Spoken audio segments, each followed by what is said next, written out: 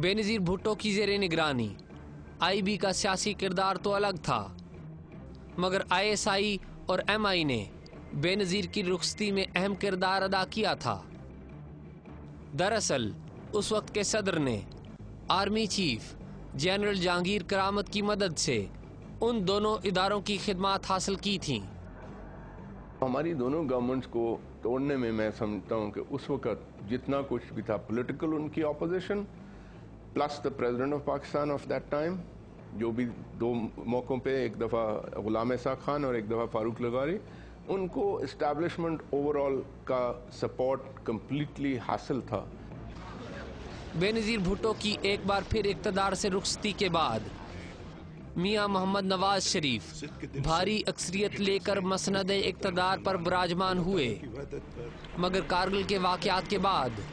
ان کے اور فوج کے درمیان تلخیاں بڑھتی گئیں۔ اس وقت کے آئی ایس آئی کے سربراہ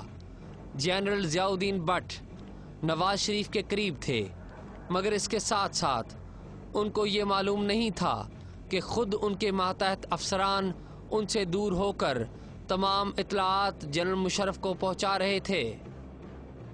صحافی سہیل وڑائچ کی کتاب غدار کون میں شائع انٹرویو میں میاں نواز شریف نے انکشاف کیا تھا کہ اقتدار کے آخری دنوں میں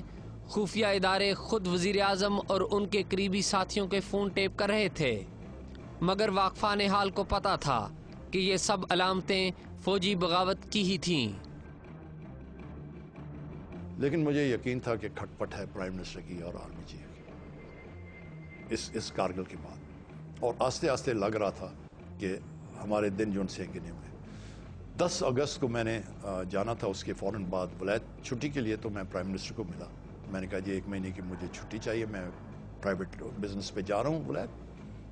تو انہوں نے پوچھا حال کیا ہے، میں نے کہا بہت برے حال ہے، اور ایک دم میں نے کہا میاں صاحب، پرائم منسٹر صاحب،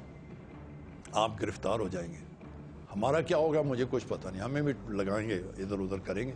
لیکن آپ گرفتار ہو جائیں گے۔ سپتمبر کے مہینے میں سارا مہینہ ہمیں پتا تھا کہ یہ ٹیک اوور ہونے والا ہے، لیکن خبریں ہم دے نہیں پا رہے تھے۔ فوجی بغاوت کے نتیجے میں نواز شریف کی رخصتی کے بعد مشرف نے ملک میں اپنے اقتدار کو طول دینے کے لیے مسلم لیگ کاف کی تشکیل کی، جس کا اعتراف انہوں نے اپنی سوانح عمری ان دا لائن آف فائر میں بھی کیا۔ مشرف نے جنرل محمود سے کہا تھا، میاں آذر کا نام بھی جنرل محمود نے دیا تھا، تو بعد میں جنرل محمود کی روانگی کے بعد جنرل احسان آگئے، تو پھر میاں آذر بھی نہیں رہا۔ آئی ایس آئی بڑی ایکٹیو ہو گئی تھی 2002 کے الیکشنز میں،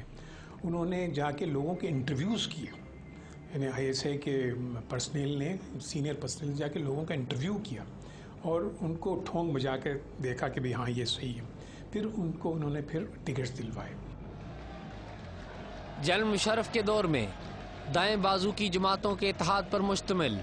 متحدہ مجلس عمل بھی آئی ایس آئی سے ہی ہدایات لیتی رہی۔ مولانا صاحب جو تھے امان تھے، اور وہ گائے بگائے ان کی مطلب جو بھی ان کی پارٹی سے آتے تھے، لیکن وہ خود بھی he was in touch with the اس وقت with the I S I, اور in fact it was not the general Ehsan who was dealing directly in this, وہ جو ان کے نیچے جو انٹرنل کو ڈیل کرتے ہیں اس وقت غالباً تھے جنرل احتشام،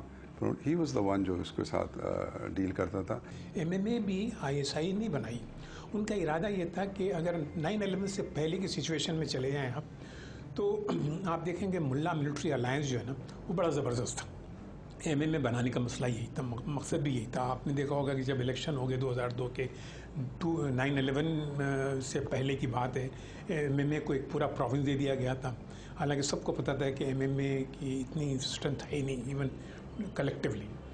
اور آپ نے دیکھا ہوگا کراچی جو ایم کیو ایم کا شہر ہے، وہاں ایم ایم اے کا آدمی جو ہے نا وہ میئر بن گیا تھا جماعت اسلامی کا۔ جنرل پرویز مشرف خفیہ اداروں پر اس قدر انحصار کرتے تھے کہ اس بات کا ثبوت 9 مارچ 2007 کو سپریم کورٹ کے چیف جسٹس افتخار محمد چودھری سے ان کی تاریخی ملاقات سے لگایا جا سکتا ہے، جس میں افتخار محمد چودھری کو اس وقت کے آئی ایس آئی کے سربراہ اور موجودہ army chief general Ashfaq Pervez Kayani اس وقت کے ایم آئی کے سربراہ میجر جنرل ندیم اعجاز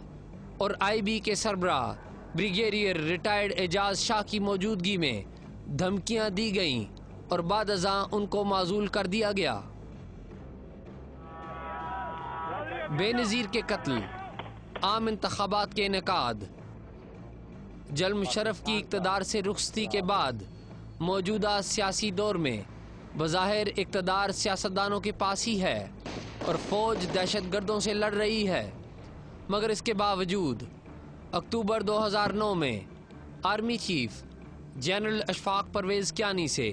وزیر اعلیٰ پنجاب میاں شہباز شریف اور چودھری نثار علی خان کی خفیہ ملاقات ہوئی، جس کا اہتمام آئی ایس آئی کے موجودہ سربراہ لیفٹیننٹ جنرل احمد شجاع پاشا نے کیا تھا۔ اس ملاقات پر عوامی تنقید کے بعد سے اب تک ایجنسیوں کا کوئی واضح سیاسی کردار منظر عام پر نہیں آیا، لیکن کیا یہ اس بات کی دلیل ہے کہ خفیہ ادارے آج بھی سیاست میں کردار ادا نہیں کر رہے؟ تجزیہ کاروں کے مطابق آنے والے وقت میں سیاستدانوں اور جمہوری اداروں کے لیے سب سے بڑا چیلنج افواج پاکستان اور متعلقہ خفیہ اداروں پر اپنا آئینی کنٹرول حاصل کرنا ہوگا، اور اس سب کے لیے ان اداروں کے مالی معاملات، کاروبار، ذرائع آمدن، جواب دہی اور ان کی چھان بین سیاسی قیادت کے لیے کڑا امتحان ہوگی۔ لیکن یہ بات واضح ہے کہ اس سب کے بغیر ملکی سیاست عدم توازن اور سیاسی بلیک میلنگ کا شکار رہے گی۔